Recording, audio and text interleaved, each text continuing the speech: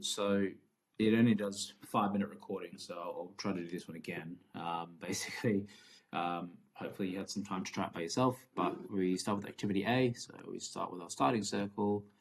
This line here signifies start A, and then we have B and C, which are dependents. So we'll start off a little circle here.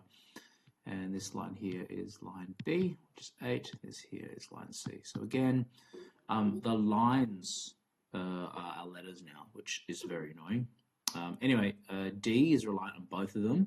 So that means these guys sort of need to converge to a singular point. And that means activity D can start. And then activity E can only start once D is done. So activity E there.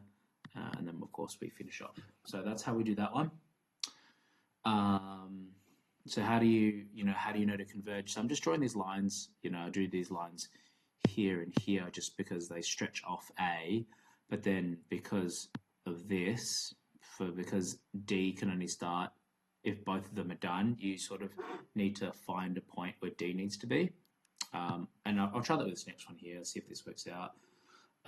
So we start again with A. So we start here with A, which takes 3.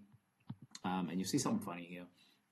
But B and C and D all rely for A. So here's B, here's D, and here's C. So C here is a 1, B here is a 7, D here is a 4. And so we see here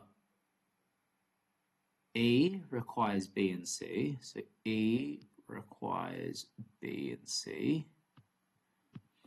But F requires C and D, so that's C and D. So you go, okay, well that's wrong because you can't do this. Just giving you guys a heads up, you're not allowed to do what I'm doing at the moment here. So actually what you're supposed to do is you actually signify it with like a dotted line instead.